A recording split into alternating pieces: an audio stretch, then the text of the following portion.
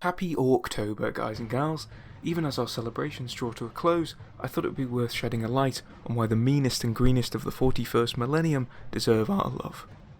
Whether you believe the orcs are simply Xenos scum, or a die-hard warhead looking to have yourself proven right in the time it takes to watch this video, I welcome ye, all who would hear the words of Gork and Mork, and ask that you take a seat as we look at the single greatest race, species, whatever you want to call them, in Warhammer 40K.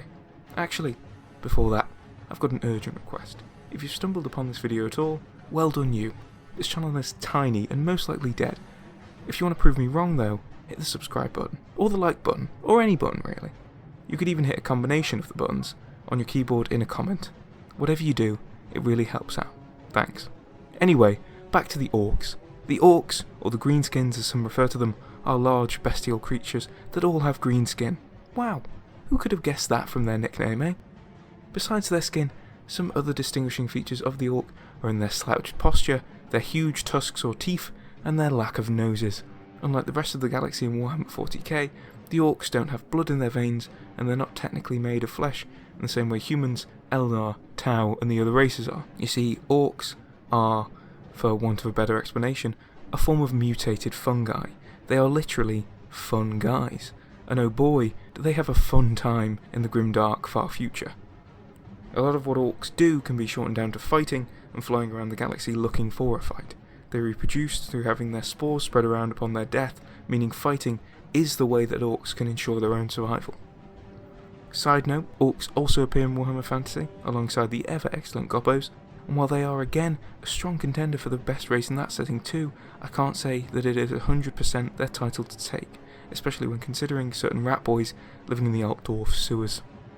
Orcs are great in Warhammer 40k, and they're certainly the guys having the best time in the setting.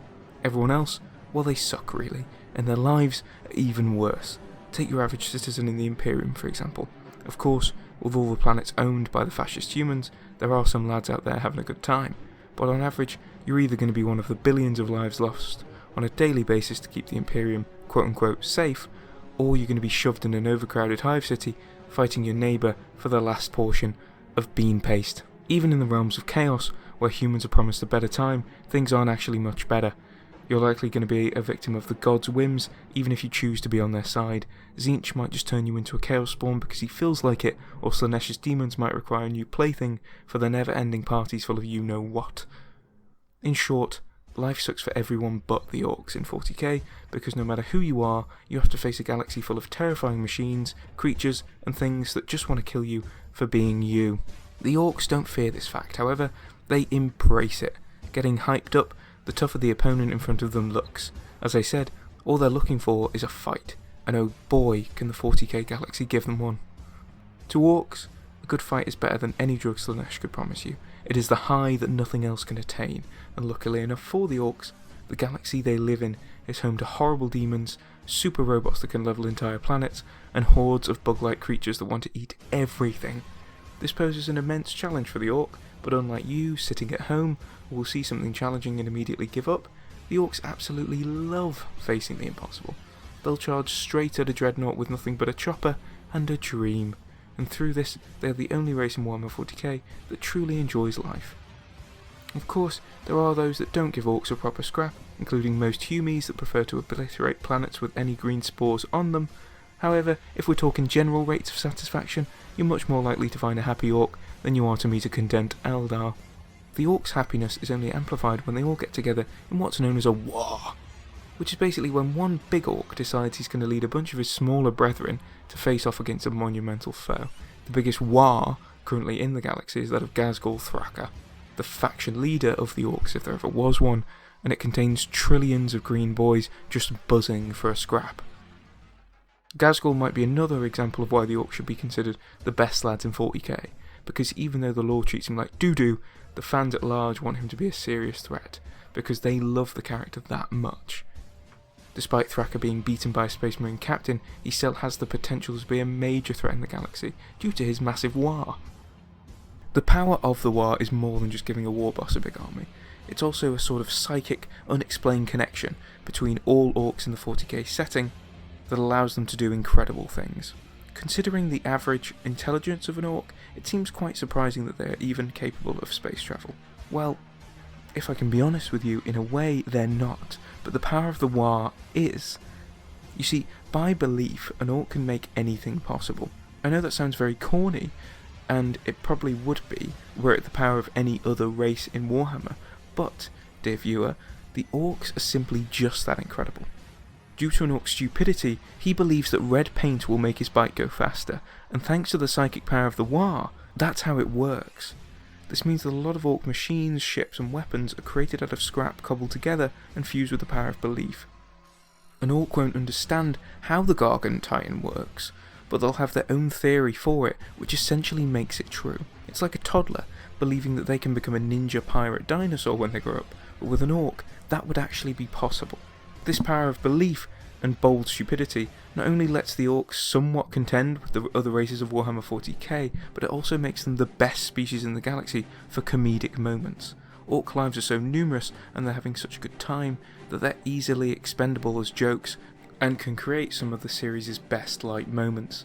Now, I know not everyone is into 40K when it takes on a more comedic tone, especially because the universe is very grim and very dark, but to me, that only makes the funny moments that much better, as they're just so rare. Take the story of Grigguts, for example, which you can watch on my channel in depth. Wowee! Grigguts was basically an orc war boss that got up to mischief, eventually leading to him travelling through time and killing himself so that he could get an extra version of his favourite gun. I suppose you don't need to watch my video now, but hey ho, there you go. Orc stories are full of these wacky moments, and even when they face off against the ever-serious Imperium, they can do some of their best comedic work. The Orcs aren't just a meme race, mind you, and they can also make for some proper serious lads. Take Ghazghkull, who I've already mentioned. His design alone should tell you that the Orcs can and should pose a threat to the galaxy as a whole. Hopefully, if Games Workshop started treating them like a big threat, I wouldn't have to make this video, and it would just be an automatic fact: Orcs are the best. Even if you're not an Orc fan right now, I could all but guarantee you would be one, as these green boys have something for everyone. Don't believe me? Just look at their clans. The Bad Moons are for all the Sigma males out there that care about income and income only, essentially acting as the Orcs' mercantile clan. The Bad Moons' teeth grow out quicker than that of the other Orcs, and as teeth are the primary Orc currency, this makes them the wealthiest lot of the greenies out there. If you're looking for something with a bit more edge and classic evil Orc style, why not try the Goths? The Goths are the most numerous Orc clan, and while the Green Boys love a fight, the Goths are defined by the thunder of battle. As bigger, meaner Orcs, they charge in headfirst with their melee weapons, keeping things up close and personal. None charge in quicker to a battle though than the Evil Sons, who are all about speed and mayhem. These are the Orcs for those that love the idea of a scrap motorbike screaming through a battlefield, completely unusual but highly effective. If you like the idea of that, you're going to love the Evil Sons. The clan that coined the phrase, Redduns go faster, the Evil Sons consist of warbands of adrenaline addicts flying across the galaxy at high speeds, assisted by mech boys to make even faster, more fun, and probably more dangerous machines. These are only a handful of the Orc clans you could pick from were you to give the big green fighting machines a go. There are plenty more Orc clans, including some that have abandoned the idea of existing in a sci-fi setting and have returned to a feral existence, like the Snakebites. There are also those Orcs who have been known to deal with the Imperium and run away from fights if they were facing overwhelming odds. What scumbags, eh? But I think that about does it for your little overview of the Orcs. As you enjoy your Orktober celebrations, my friends, remember that not all Warhammer races are created equal. Not all can call upon the power of Gork and Mork to bring death to their enemies. Not everyone can be green, nor can they enjoy life, because in a galaxy full of war, their only purpose is to fight. I hope you've enjoyed this little foray into Orc culture, and while you may disagree with me on the fact that they are the best, I do not mind. They are my favourite Warhammer 40K race, and all I hope is that one day they can rule it all. If you've got a good case for why another race is the best in the galaxy, let me know. Perhaps I'll even do a video on it. Ciao, friends.